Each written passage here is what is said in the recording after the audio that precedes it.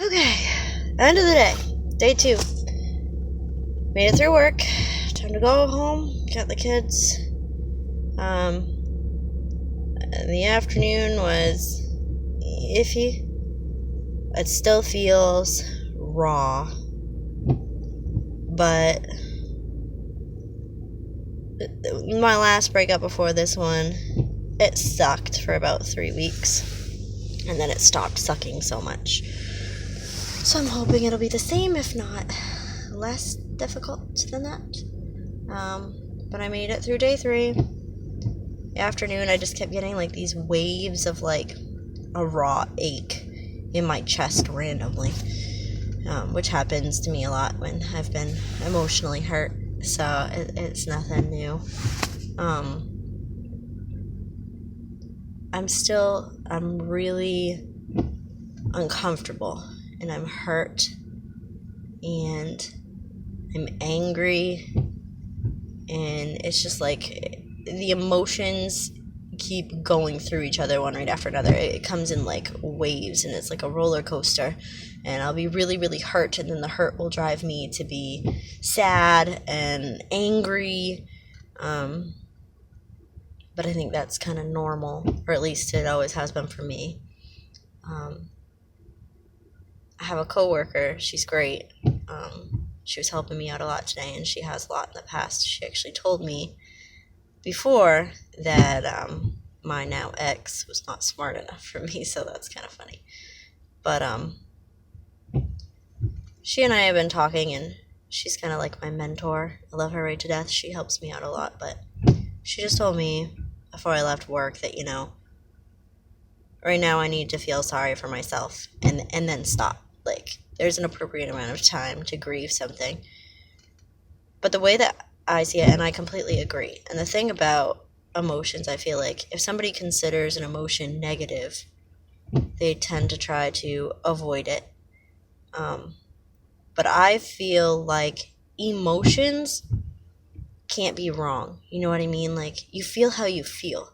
That's not right or wrong. It's an emotion. And we live in a society today, I feel like, where you're told that there are certain appropriate emotions and then certain emotions that you're supposed to either not feel or hide or control. And I disagree with that to an extent. I mean, obviously, if you're angry, you can't go around just randomly punching people in the face. But I feel like if you're hurt, let yourself feel it, because I don't feel like you're really going to heal from it if you don't allow yourself to feel it. If you bury it, it's still going to be there, and it turns you bitter and holding grudges and holding on to something. Like, right now, for me, this sucks. And it sucks more than it would if I buried it. It sucks more than it would if I didn't allow myself to feel it. But I've had a lot of experience in my life in being hurt. And in my personal experience, if I allow myself to feel the emotions, it's going to hurt like hell. And I'm going to be sad, and I'm going to mourn, and I'm going to cry, and I'm going to be angry. But I get over it faster, and I learn from it better, I feel, if I let myself feel what I'm feeling without trying to tell myself that it's not okay for me to feel that way. So what it boils down to, is he's a liar. And he's not the person he said he was. Maybe parts of that person that he is or isn't might be true. But the fact of the matter is he's not for me. And if he was for me, none of that would happen. He wouldn't have lied to me, and we wouldn't be in this situation now. He's not for me. And I'm just trying to remind myself of that. And I'm for me. Like, regardless of relationships, everybody is so quick to think that your life is not complete without a partner. And I've learned this lesson over and over in my life, is your life is very complete without a partner. I tell myself this sounds conceited, but it's not how I mean it. But every single day since I was 18 years old, I'm 25 now almost, I've told myself, I love you. I look at myself in the mirror and I say, I love you, Aneva. And I say that because I feel like it's even if I don't believe it, I'll say it anyway, because I feel like I need to hear that, and I need to love myself. And I think everybody needs to love themselves. And that's what's important is, my therapist, yes, I'm a cray, I had a therapist. She told me once that if you are mourning a relationship, like if you feel you need a romantic relationship, be your own romantic relationship. Tell yourself you love yourself, take yourself out on dates, pamper yourself or have conversations with yourself. It sounds crazy. It does. But actually, it seems weird at first when you're doing it, but if you force yourself to do it enough, it starts to feel normal and it actually starts to feel good. Because you're never going to lose yourself. You're never going to cheat on yourself. You're never going to stab yourself in the back. You are for you. And that's what's important. And I mean, if you don't have a relationship with your mother like you want to have, then be your own mother. Comfort yourself. Have those maternal instincts towards yourself. Whatever you need to learn to be that for you. And that's, I feel, really important. And it's a lesson I learned before this breakup. And now that I'm still really, I don't know if I'd say hurt. Like we were just talking in there, and it's more uncomfortable. I mean, I am hurt, absolutely. But the most disconcerting feeling right now is the discomfort, because I got so used to being around him, and I got so used to having that partner and having the affection and the company that was my comfort zone. And now he's taken away my comfort zone. So it's really just, I feel uncomfortable. This is different. This is new. This is change, and I'm struggling with it. But I mean, if I really look at the bigger picture, am I really crying because I want him back?